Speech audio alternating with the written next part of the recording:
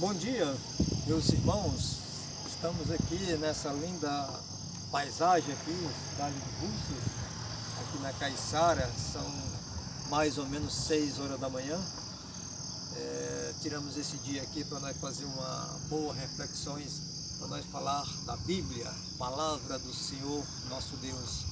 Então eu queria começar a nossa reflexão sobre os adventistas do sétimo dia. Há uma pergunta para nós, por que nós somos adventistas do sétimo dia? Quais são a nossa história, as nossas raízes? Porque existem milhares de religiões no mundo. Queria destacar aqui mais ou menos aqui cinco delas, 5 religiões maiores do mundo. Nós temos ali o islamismo, que tem mais ou menos ali mais de 14 milhões de adeptos ou seguidores. O islamismo ele começa ali há 3.500 anos antes de Cristo, certo? Uma religião muito grande, com vários adeptos, e seguidores. Em segundo ali nós temos ali o judaísmo, O judaísmo ele começa ali no ano 1500 anos antes de Jesus. O judaísmo ele começa ali com o nosso patriarca Abraão, quando Deus fala para ele, falando que Abraão, sai da tua parentela, da tua cidade, que eu te mostrarei um lugar. Então, o judaísmo começa ali justamente com esse patriarca, Abraão, saindo ali do Ur dos Caldeus, a uma terra prometida. Em terceiro nós temos ali o budismo. O budismo nasce na Índia, 500 anos antes de Cristo.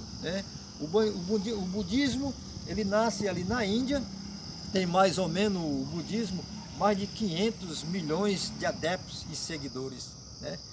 Se destaca na Índia, passando ali pelo Tibete, a China, o Japão. Então, é uma religião muito enorme, grande, E em quarta posição, nós temos ali o cristianismo. Nós poderíamos dizer que o cristianismo é uma das religiões mais antigas do mundo, começando do Jardim do Éden. Mas só que ninguém pode começar do Jardim do Éden. Nós damos um início ali, o cristianismo na vida de Jesus. Ali quando zera ali o ano, aí no ano 34 dá o início ali o trabalho e o ministério de Jesus Cristo. Só dentro do cristianismo nós temos mais de 34 mil religiões.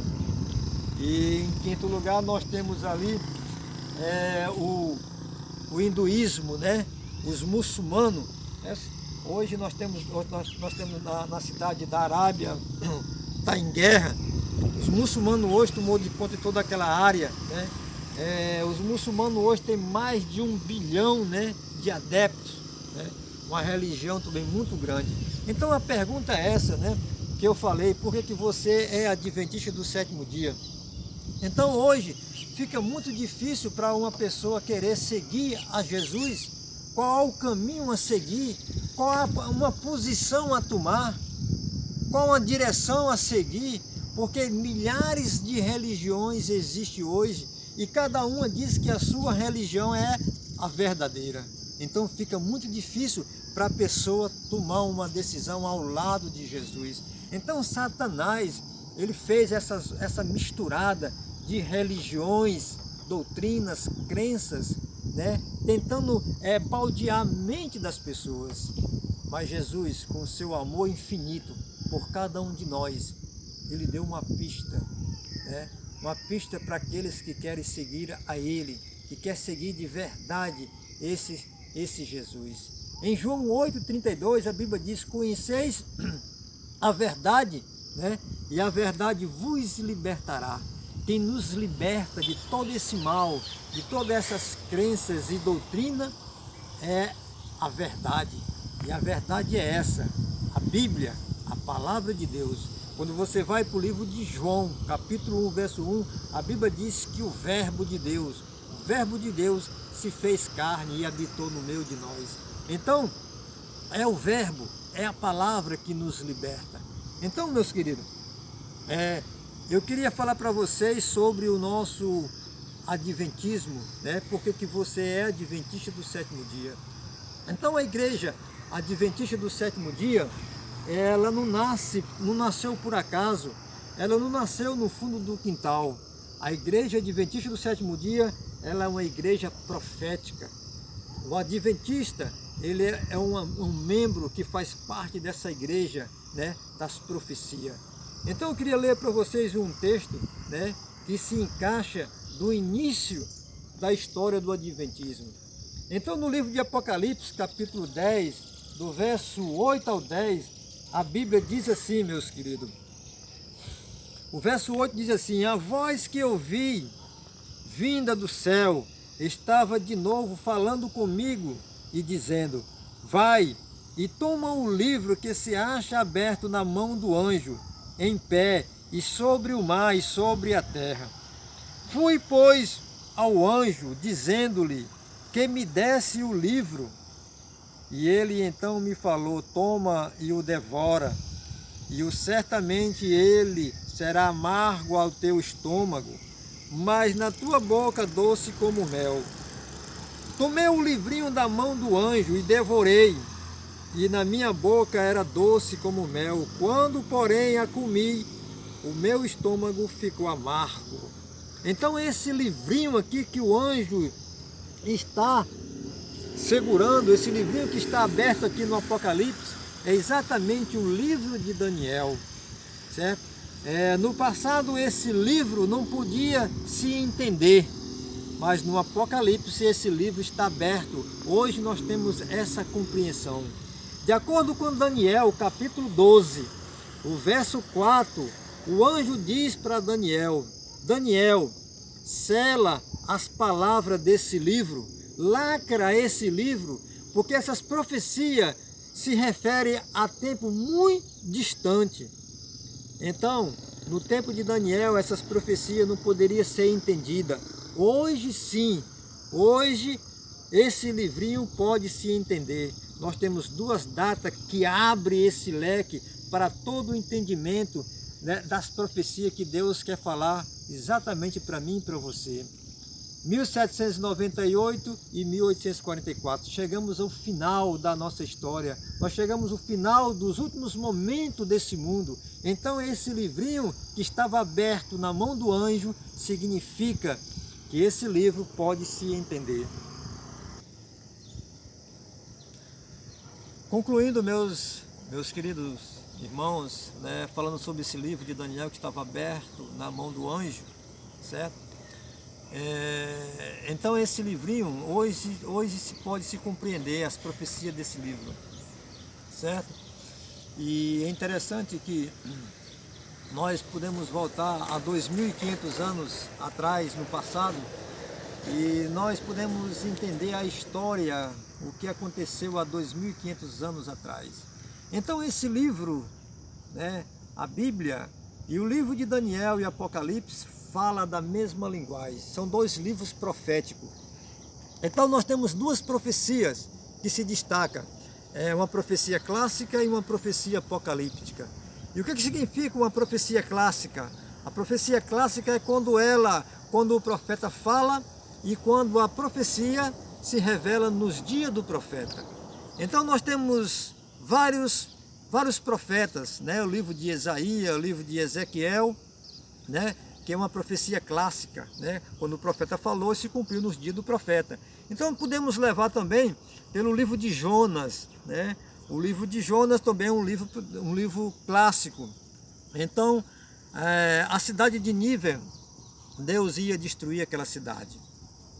Então Deus chama Jonas para levar a sua mensagem à cidade de Nínive.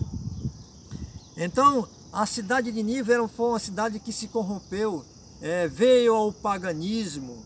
Então Deus ia destruir aquela cidade devido ao paganismo que as pessoas estavam vivendo, a idolatria, o sexo, né, que estava sendo usado nos momentos.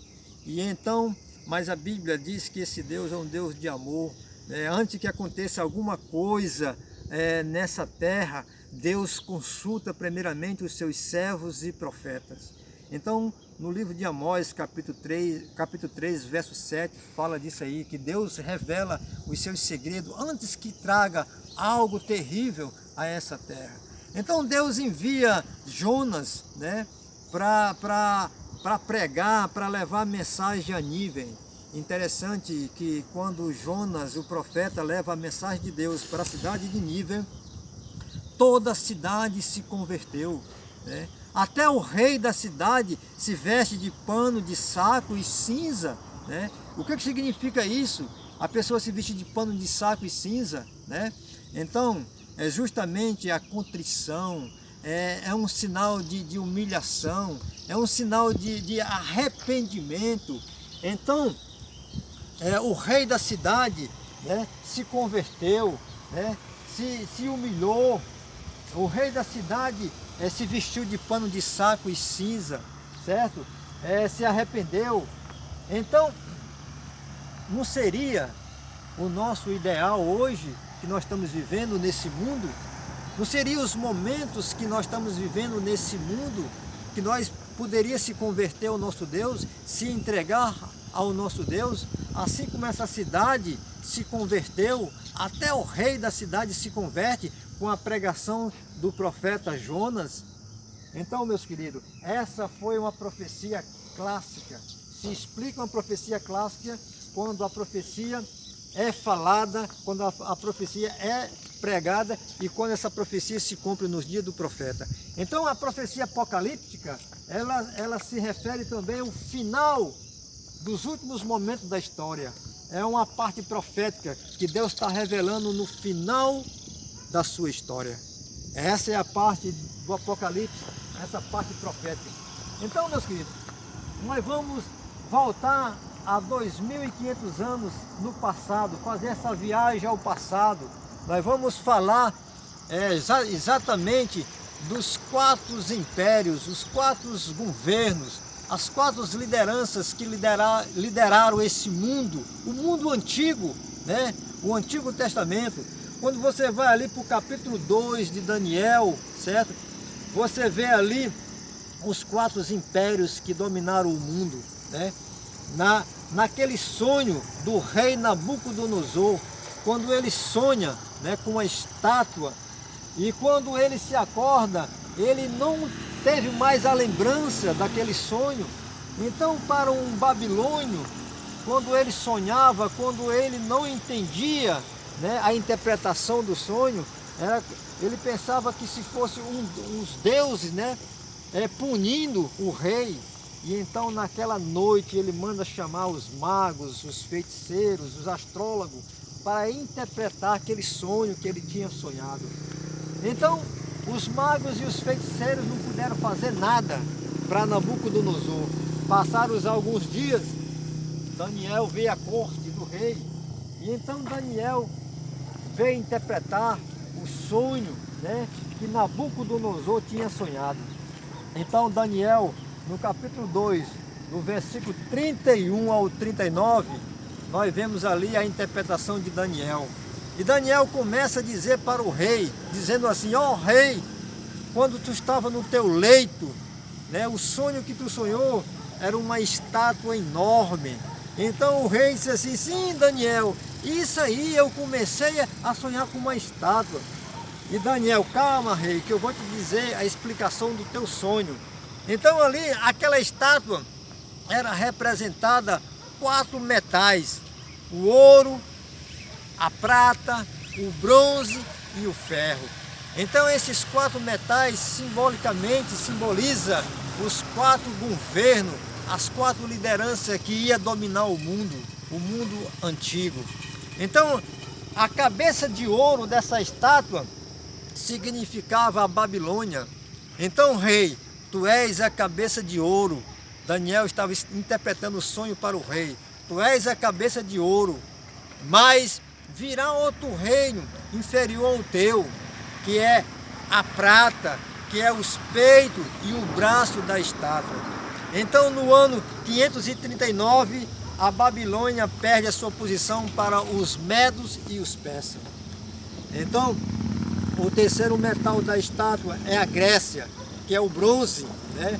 A Grécia dominou o mundo do ano 331 ao ano 168, no poder de Alexandre o Grande.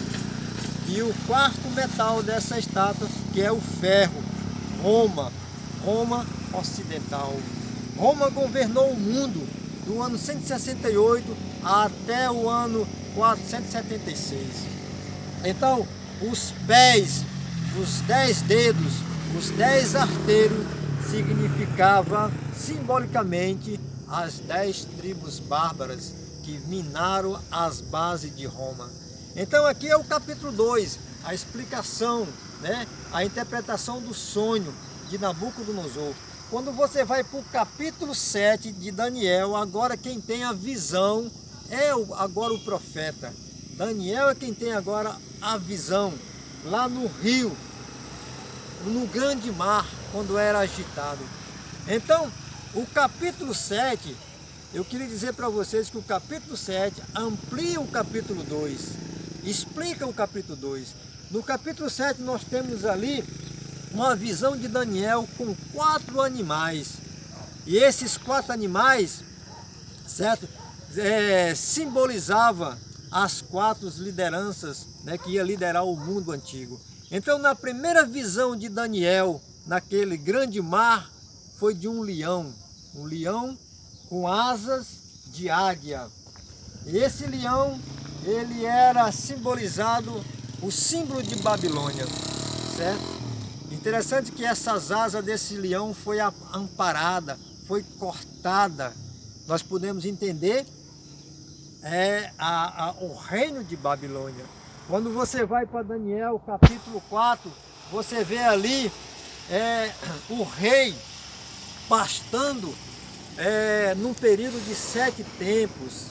Tempos em profecia, de acordo com Daniel capítulo 11, 13, significa anos. E ali nós entendemos que foram 7 tempos, foram 7 anos que o rei Nabucodonosor comeu o capim juntos com os animais. E o seu corpo, a sua pele, né, criou pelos, as suas unhas cresceu, né? Então, a própria ciência dá até um nome para essa doença, chamado licantropia ou antropia, certo? São os licantropos, certo? A ciência explica a forma dessa doença. Então aqui, na primeira visão de Daniel, nós temos aqui esse leão com asas de águia, asa de águia. E na segunda visão de Daniel, nós temos um urso. E esse urso, ele tem um lado mais alto do que o outro.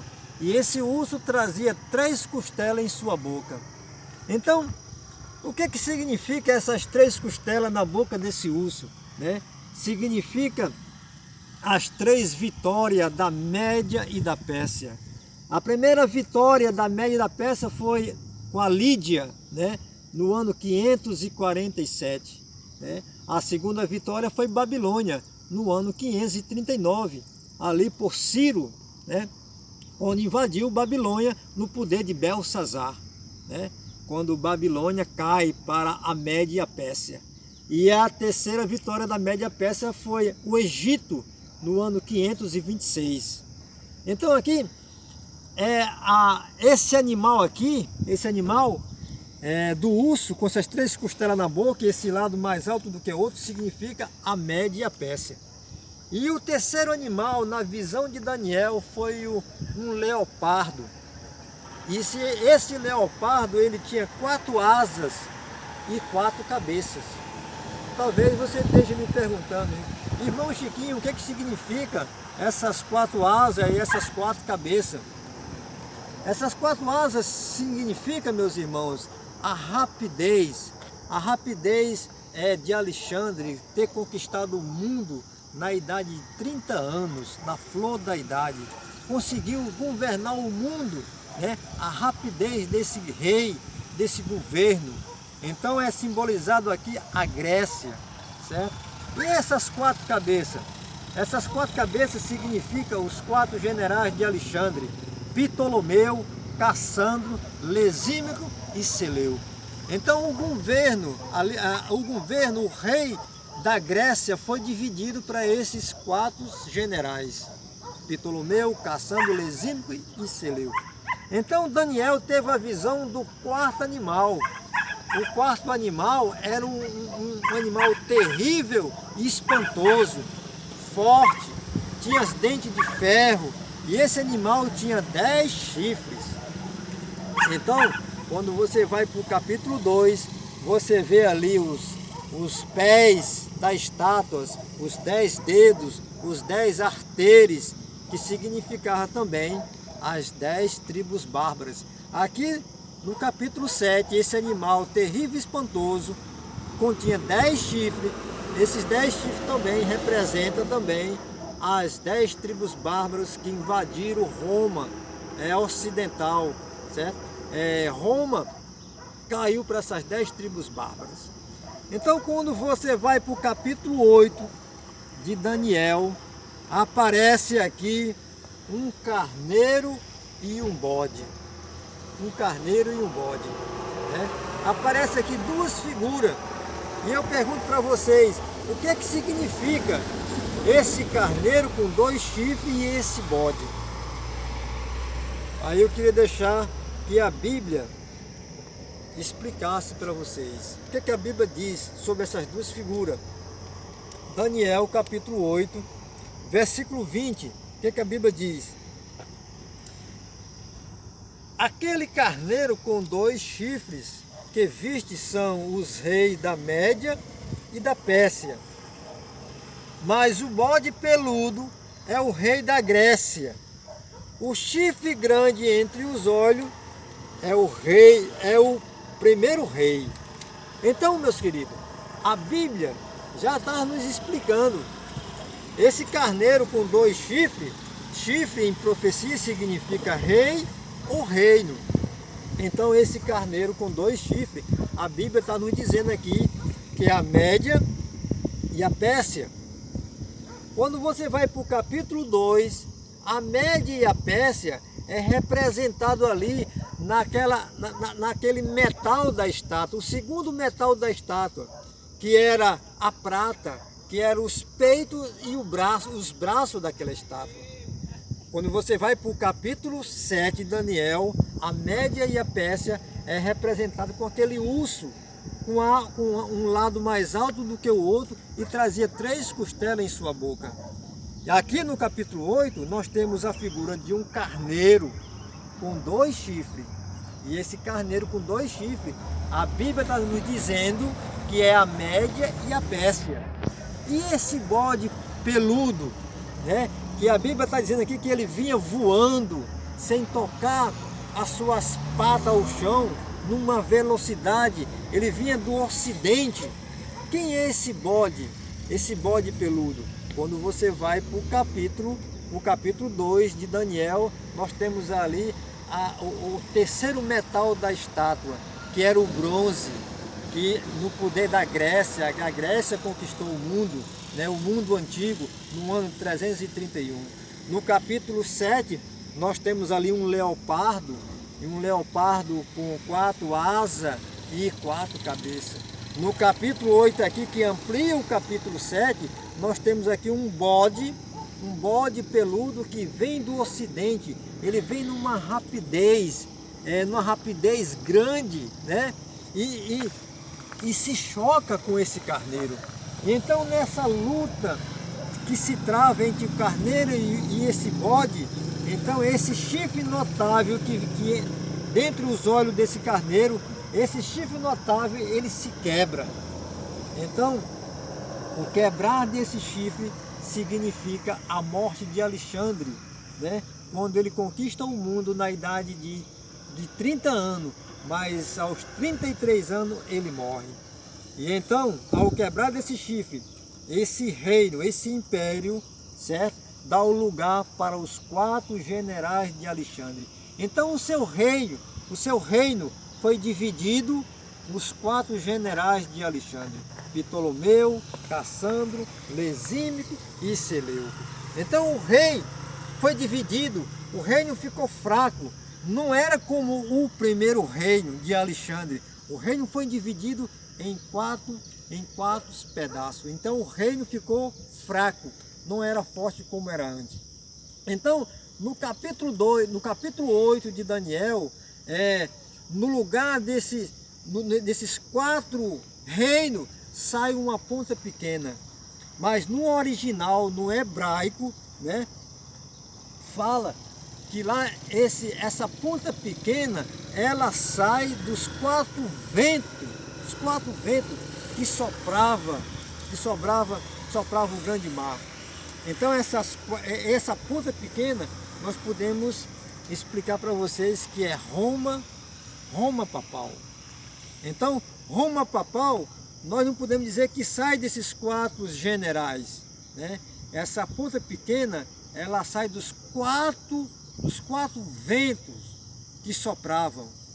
E essa ponta pequena, ela surge entre os 10 chifres desse animal terrível e espantoso. Então a ponta pequena é Roma papal. Então Roma ocidental, ela fica para trás. Ela perde a sua posição para as 10 tribos bárbaras que minaram as bases de Roma.